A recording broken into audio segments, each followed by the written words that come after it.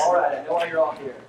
She is a world-renowned dermatologist, an entrepreneur, an adjunct clinical professor at Stanford University, a national best-selling author, a mother, a philanthropist.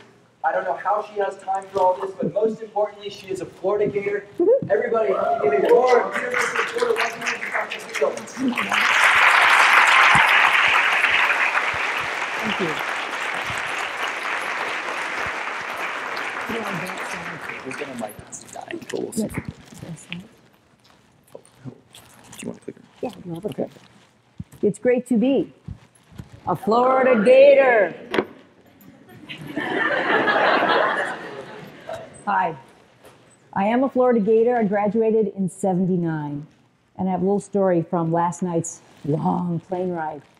Standing in San Francisco, an inbound flight. My flight was from Chicago coming to San Francisco, 2 hours delayed. And we're lined up ready to get on the plane, and we see the Chicago passengers get off. And while I'm talking on the phone to my partner, Katie Rodan, who's my buddy, best friend, business partner, I see a woman wobble off and fall over. And I'm looking around, nobody made a move. I said, Katie, gotta go. Ran up, laid her down, got her legs up, took a pulse, got her stable. The poor United rep was sweating more than she was. And once she was okay, I got her water, gave her my Kind bar, perfect, because it's either blood pressure or her sugar. And she stabilized over time. And the EMTs came 20 minutes later. I held up the plane. People were not happy with me, but she's okay. And her name is Coral.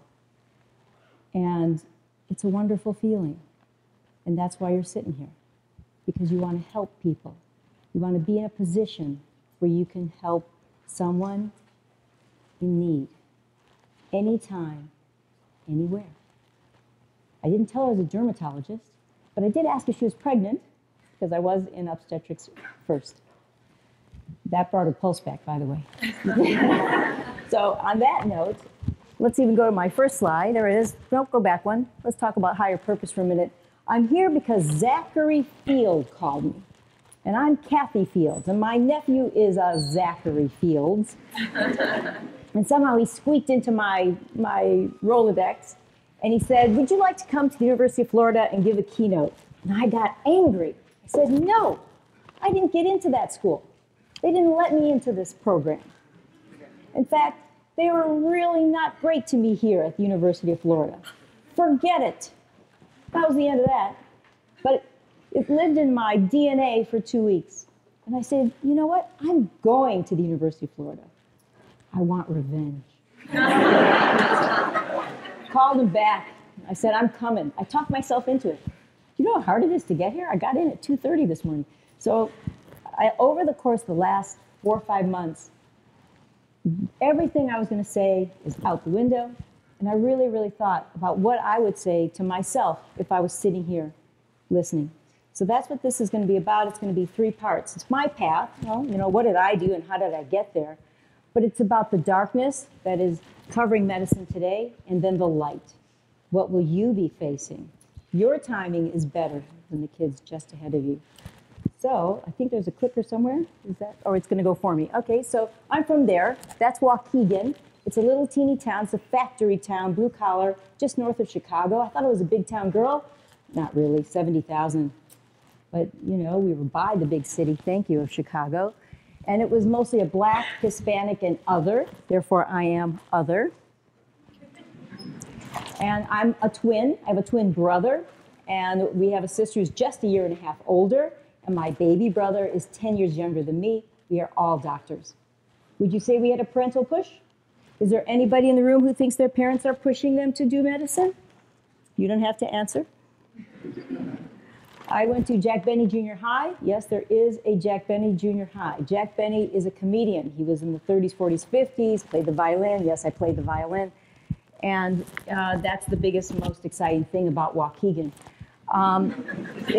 I got out of school quick at 3 years because I didn't know about APs and there was nothing going on there. Most of the kids went to factories and worked. I didn't know it at the time, but it was an asbestos plant. Oops. The counselor there said, you're never going to be a doctor, because I knew since birth I was supposed to be, and kind of laughed at me and my family of aspiring young doctors. But I got in to Northwestern. Good school, great school. So I'd done high school in 3 years, got into Northwestern, I got blown out of the water. Blown out of the water. I did not know how to write a paper. I did not know how to study, underline, and do whatever it is all you guys did from those nice preppy high schools where you really had great backgrounds. And I got my first C. Wow. 2 weeks ago, the University of Pennsylvania, beautiful young girl, came out of a rigorous New Jersey high school, got into Penn. She killed herself because she had a 3.5 in her first quarter. And I know that's a big deal, because a lot of you guys, you're the smartest, the most committed, passionate group of people in the country. You and AMSA. I know how hard you're working, and I know how each grade may change what you think is your destiny. So I'm going to tell you about my failures so that you can aspire to change that destiny. So at Northwestern, I thought I should die. Their perfect little girl got her first C, and I dropped a D in a computer science class. Thank God. So I transferred. Woohoo! Gators! So that's what you do. If it's not working, you move on. You get out. You go where you can thrive. Don't keep banging your head against the wall. Do something different. So my first failure, Northwestern, turned into the University of Florida. I'm a Gator. Now I'm an old Gator. But when I was here, 75, 77 to 9, something like that, it was a much smaller campus. And we had massive rooms, 600 kids in organic chemistry, and they said, look to the left, look to the right. You're not going to be here. We're going to weed you out. My advisor, he said, why don't you marry a doctor? Dead straight. Said that to my sister as well. You're never going to make it. That was the message. We are trying to weed you out. And I did some great research here on cats in a lab. I was doing brain surgery on kitties. That was my all-night thing, along with working at Chan's, all the volunteering. And I just plowed through. I would tell you I lost my personality. I was A-directed. And I really didn't have a lot of fun at the University of Florida, except the football games, and we were pretty good back then. And then I did not get into this med school. Failure number 2, more or less. But my twin brother and I got into Miami. Great. It's warmer down there. It's 80 today. Just thought you should know. So we got into the University of Miami, and we had a great time. It's a great med school. I love it. Really thrived there. Got my personality back, really developed as a person that I really had lost in the hard work that was going on up here. But I was in obstetrics and gynecology and applied to dermatology. And there was a little problem here in Miami. They had 5 women residents, which was unthinkable in that era. They were all pregnant. I did not get into the University of Miami's dermatology program. Interesting, huh? That couldn't even be a question today. This is 1983. So I got into my second choice, Stanford. Now, if you're from here and you go there, it's really weird over there. When I landed at Stanford, I showed up in my white miniskirt, my hot pink pumps. I was ready. And there was no one else like that. They wore Peter Pan collars and beige khaki pants, and whoa, it was pretty stuffy, buttoned up.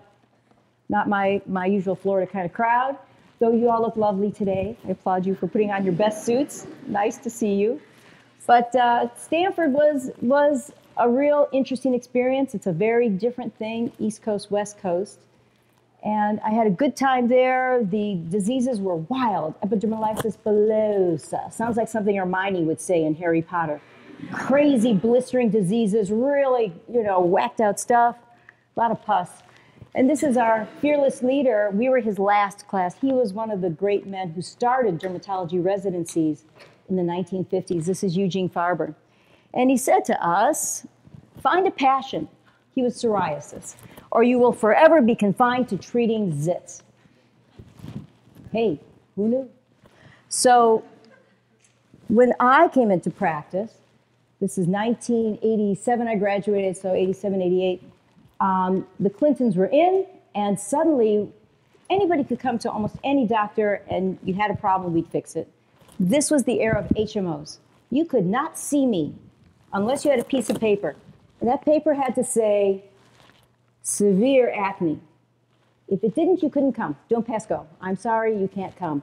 If you wanted to go out of pocket, it would be expensive. People weren't used to paying for a doctor in those days because you had insurance. You'd have to pay for your prescriptions because your insurance wouldn't cover it. And by the way, over the age of 21, acne doesn't happen anymore, which is a lie. But I know that. So the whole era of medicine changed big time right then and there. And so Katie and I were talking. I was single. She was married. She was always trying to fix me up.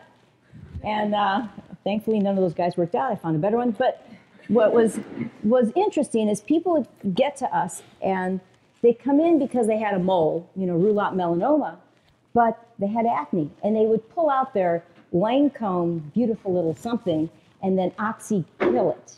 10% burn your face medicine. Now, we know this is the most important real estate in your life. Everybody here got up, you brushed your hair, you made sure you looked good in the mirror, and you walked out. If this is not working, you will not go to a job interview. You will not go on a date. You may not show up to school. So this is important. So Katie and I noticed right as we got out of Stanford that this was a need, not a want. People need to have clear skin. They can't come to a dermatologist. It was known. So we set out to find a better way to help people.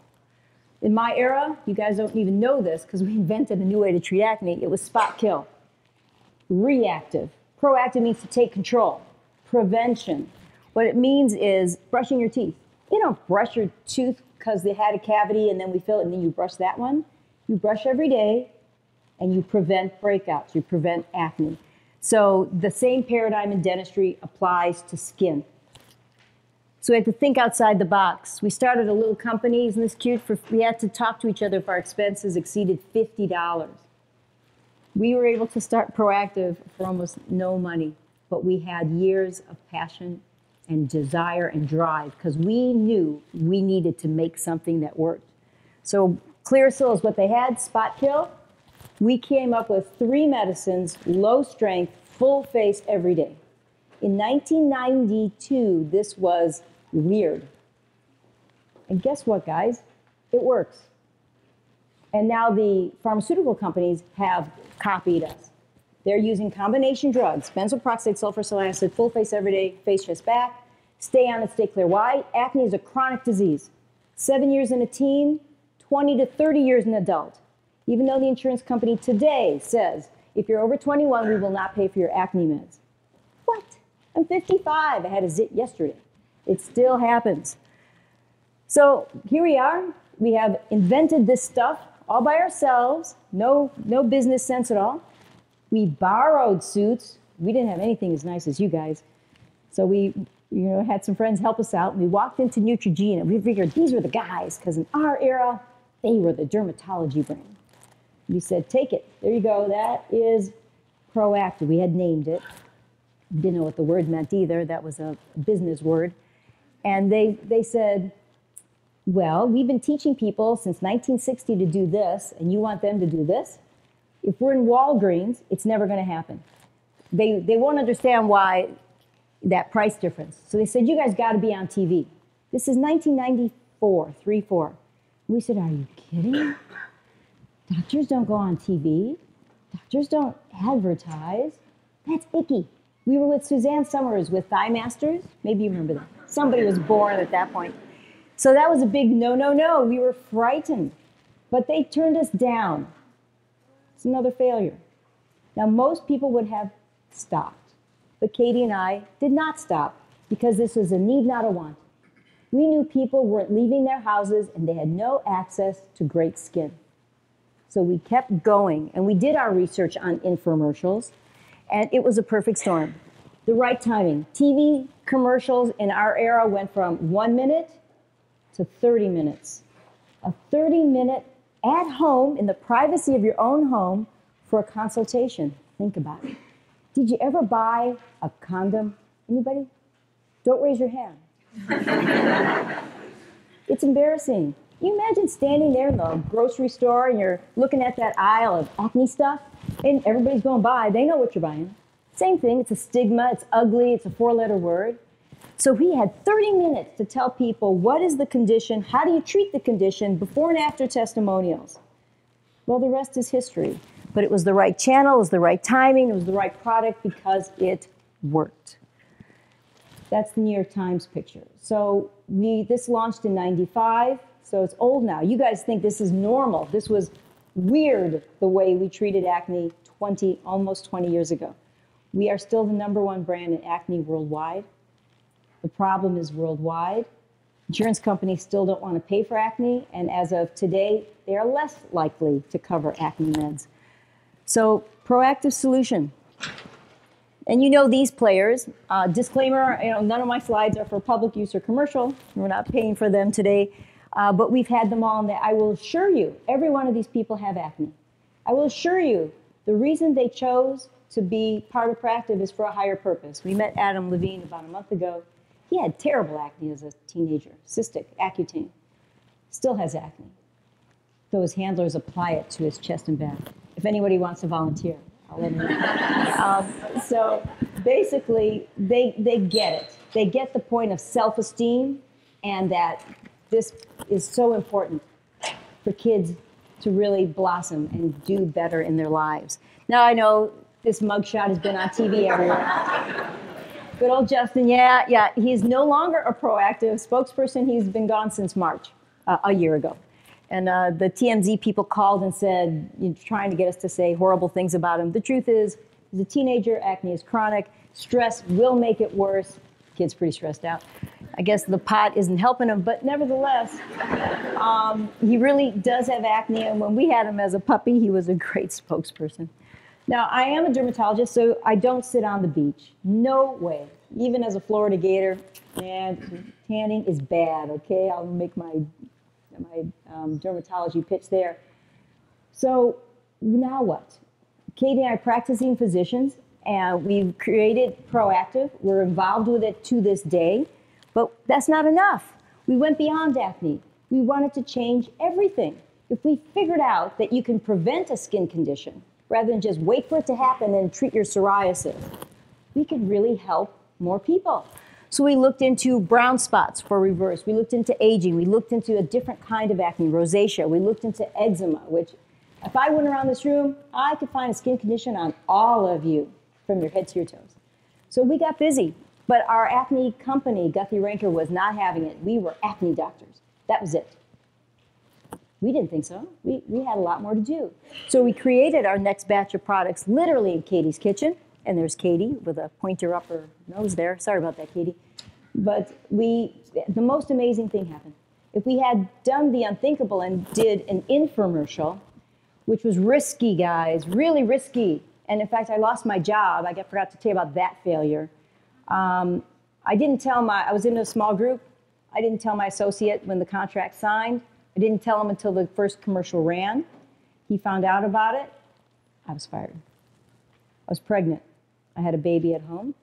The overhead in San Francisco was very high. We're just talking about the cost of living. And I was scared. And I had to go and start my own practice and keep working with preterm labor to the minute the kid came out. And then they did payroll like 10 minutes after he appeared. So that's what you do. You keep moving forward. So Katie and I started our next project, and we were picked up almost immediately by Estee Lauder. This is about 2001. This is when doctor brands were really big. You're trying to think of who they are in those days. Most of them are gone now. And so they bought us for nothing. And this one cost more to create. And we thought, okay, lightning strikes twice, we're good. However, their vision, our vision, was not the reality. Their idea of marketing was making Katie and I go to every Nordstrom store in a crowd like this, give a lecture, and beg you to buy product. Not very effective. Terrible. So it was also a changing time in the stores, department stores like Macy's, Nordstrom's. They saw a real fall off in the quantity of people shopping. You would come only with the big sale. So we quickly saw that this wasn't going to happen, that this was going to fail. So we actually pulled out. We pulled out in 2007. We did something very courageous. We took the money we had made from Proactiv, and we wanted to change more lives. We invested, what's the word? The whole enchilada on our next company, Rodan and Fields. Yes, Proactiv continues, fantastic, but we wanted to change skin and change lives. So we created the products you saw on the first slide, but this time we have our doctor brand, because I use medicine. Yes, I use drugs, over-the-counter drugs. The business model, think Avon, Mary Kay, that kind of ewy, icky pyramid stuff. We're going to redefine it. We redefine infomercials. It is Proactiv. It's still on TV 20 years later that made it okay to have an infomercial. And I bet almost everybody in here has bought something. So we were out to change that pyramid image and get healthcare into people's homes. And we were going to do it for the very first time, I wish this was my cell phone, with technology. This is 2007. 2008, we launched the company, and we failed. Again, we failed. The computer platform that we just spent $1 million on failed. By the way, I'm still working. I still teach at Stanford. I teach at UC. I have my kids. And we are working with Proactiv, and this is Newco is coming, or new company is working. But we persevered, and we created a line, Rodan and Fields, which now there are over 50,000 micro entrepreneurs across the country. 50,000 people who sell it, not Nordstrom's. People who want to make money just to pay, a vacation, or be part of a community. Or people who really need a job. They're in a bad relationship. And this is it. They've got to get out from under. So we have created many millionaires. We have people who are there for the party. And it is a great party. But they are changing skin. So they are having the ability to improve lives. And there's nothing greater, guys, when you touch a life. Yeah, we wrote a book. We wrote 2 books. One was Unblemished, then this one, which is a national bestseller. And we're in magazines. I just read, I have a quote in Self magazine that just went on today. They just cleared it. So that's all fun and glamorous. But this is what I do. If you can see the picture, you can see that wrinkles really can improve with home systems. Brown spots really can improve. You don't need to go to a dermatologist. Eczema, which is disfiguring, can be improved with the right over-the-counter medicated systems. And you can build a cult following of great people. That is our effigy. The conference in Nashville 2 or 3 weeks ago had 6,000 people. And it's so amazing to see like-minded people coming together for a greater purpose, a higher purpose to help people's lives. We are no longer allowed to walk on the floor because it's kind of like a rock star thing, a little dangerous. So they dance around with our poster there. Kind of fun. All right, let's go backwards. So that was my path. All right, so now you know. But my path is not important. Your path is very important. This is how medicine was. A Visit to the Doctor. This is a book from the 50s. In my era, it was patriarchal. You come in, I have the knowledge. You don't know what you got. I know what you have. I have the medicine. I will save you. That is, as of 2008, obsolete. You have an iPhone. You have just Googled the 10 symptoms for a red rash. You may have come in with your diagnosis and a printout and a treatment plan. And I'm saying, okay, interesting. So things have changed. And it's a nuclear explosion. It's big. It's huge what's happening in medicine. For the old gators, we're in trouble. For the middle gators, they're in trouble. For you guys, I see a different story. We're the dinosaurs. The dinosaur is the sole practitioner. I have my shingle. I do my thing. I can do all this because I have my own office. I am the king in my office. I have a beautiful staff. We work together. We don't work. We play. All day long, it's fun. And when we come out, we are happy. And our patients are happy. We get flowers and chocolates pretty much every day. It's great. They know I like chocolate. Don't tell anybody else. So basically, that era of the solo practitioner died on January 2014. And it is because of the Affordable Care Act. Overnight, doctors are losing jobs. Overnight, things have changed dramatically on the landscape. And as a result, this is what I need you guys to know. In the darkness, we are villainized.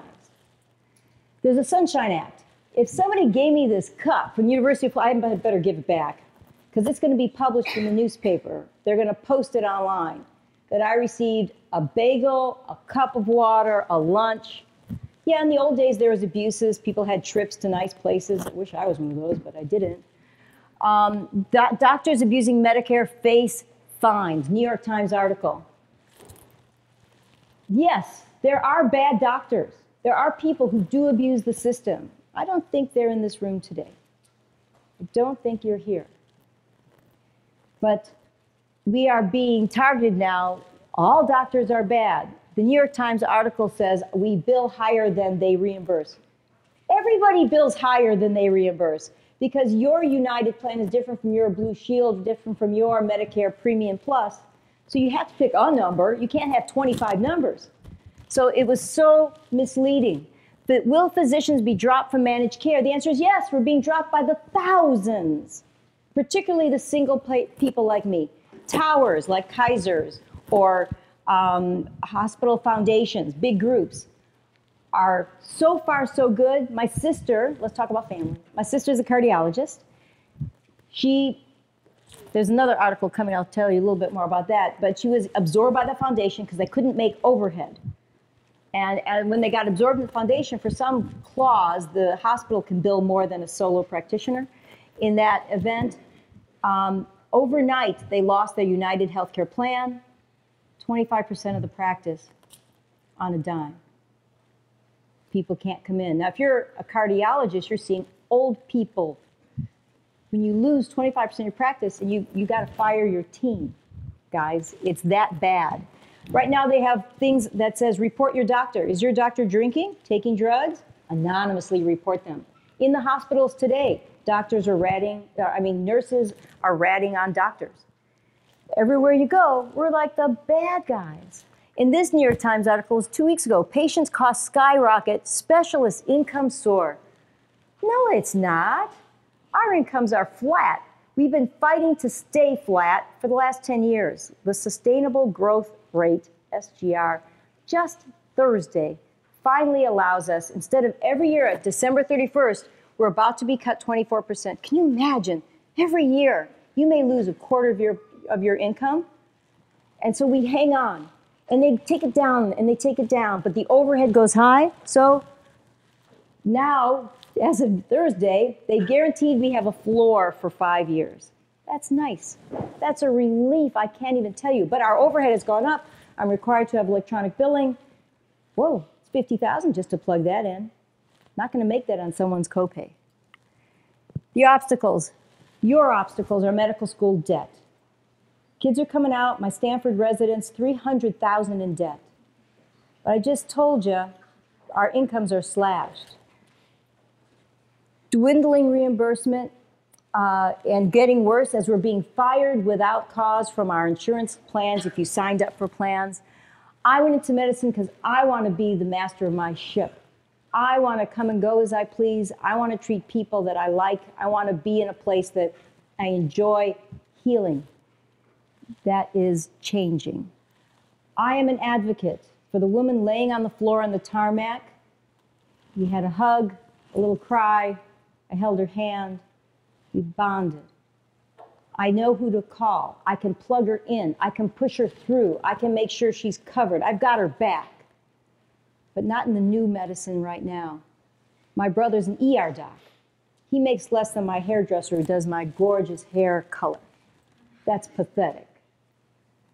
If he had a patient just recently who, hysterical Hispanic down in Miami, lady screaming, her eyes, I'm going blind. The triage nurse says, get her out of here.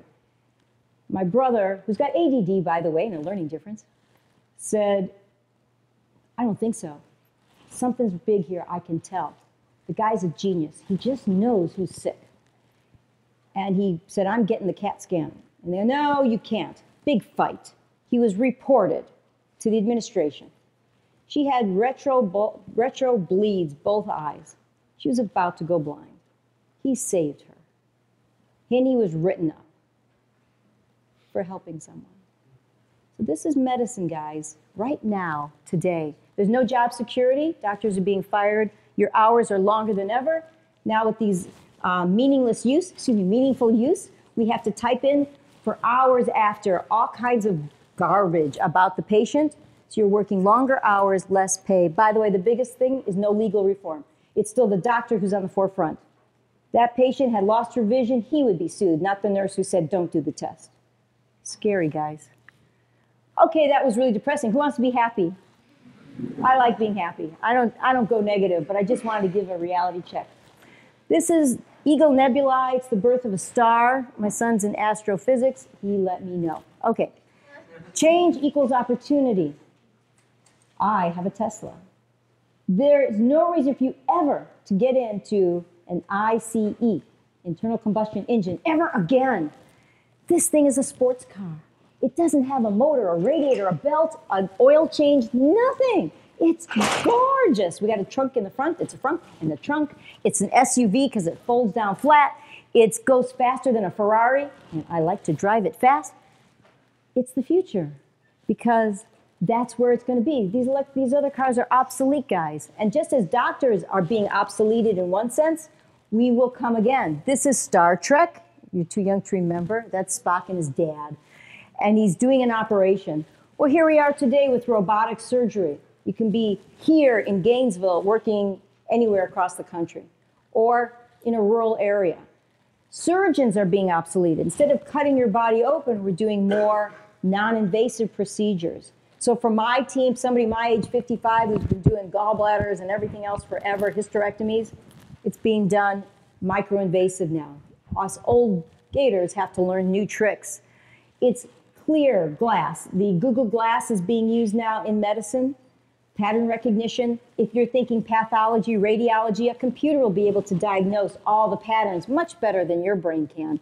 So things are changing fast. How about genomics? How about targeted vaccines for your cancer, nanotechnology, biomedical engineering, which was my major at Northwestern. You will be able to stand up with your exoskeleton. It will walk for you. It's changing now, and it's changing fast, and it's completely exciting. Yes, there's an app for that. As we speak, I have my Stanford residents creating dermatology apps, and the apps are coming, and they're sleeping with you, and they're monitoring so much big data. They're going to know everything about us. And there's real potential for amazing healthcare breakthroughs. That's what you're going to be part of. You're going to be the new wave, the new era. There will be amazing things to be part of in medicine today and coming through for the future. And who's that? That's MD Live. There won't be a doctor in a box like me. There will be online for non-emergencies. Today, type in, and we'll help you by Skype online to answer your questions. No appointment necessary. But you still need doctors, and then there's nurses and nurse practitioners, and then medical assistants. There is still a tower of people. And there is room for medicine and for doctors in this vocabulary. But I'm going to give you another thing I tell my residents at Stanford. There's knowledge and there's wisdom. Anybody can Google up now their skin condition and diagnose it. Anybody. Anybody can look up the drugs required. That's what we had in the old days, but now we all do it. But we have to teach, what I teach my residents is wisdom. The nuance of how to get success, the nuance of how to make people feel better. I have high touch in my practice. I know you. I know your family, your kids, your problems. I know your skin. I know everything about you. The people in here who are interviewing you to be a doctor want high touch. Even though it's quality and cost care cutting, and they want you to see far more patients per minute than we ever had to before, they want you to be caring. They want you to be an advocate. They want you to be responsible. They want you to be friendly. You have to maintain that side of your personality. When you're in an interview, that's what they're looking for. They don't want a robot. You have to have those basics so that you can get the wisdom and be able to pay that forward to your patients. So the failure is only truly failure if you allow it to stop you. I think that's important because as you saw, I failed a lot. I even thought about killing myself at Northwestern. I failed at that too, because I'm here. And at 55, I can tell you, for those of you who may not get into med school, there's another path. There's another way to go that's very rewarding. For those of you that do, there are many things that you're going to do that's going to change your life in ways you have never expected. And it's going to be great. Never, ever give up. And most importantly, if you want to think like me, think like an entrepreneur, see opportunity everywhere. Why are we still sitting in rows like this? We've been doing this, the Greeks, way back. This will be obsoleted. So what can we do in everything we see, touch, feel in the medical world, in your house today that can be improved? Ask why. Every day, ask why. And you will see there's opportunity everywhere. And finally, it was my party. We had to do a Star Trek party. I want you all to live long and prosper. All right, so I know I have 2 more seconds to take questions because you have to run to another something. So that's the real one. And just some books on saving your soul. But anyway, so questions. How do you want to do this, Zachary? Okay, somebody got a question. Quale. No one has a question? Class dismissed? Or do you want to do a Twitter question? I have a question. Sure. What inspired you to follow the path towards dermatology as compared to other specialties? My mother. Basically, I was in obstetrics and gynecology, which I thought was a real blast, really enjoyed it. And my mother told me, one day I'll be 43 years old, my son will be 3, and I will be up at 3 a.m., he'll have a high fever, and I probably would not want to go in and deliver a baby. She was right. That day came, but I was already in dermatology. So it's a wonderful specialty. Obstetrics also. But I actually took me a while to love it, so it just worked out. Listen to your parents. They do know what they're talking about. They're getting up for your groups in a minute here. Anybody else? Interesting. All right.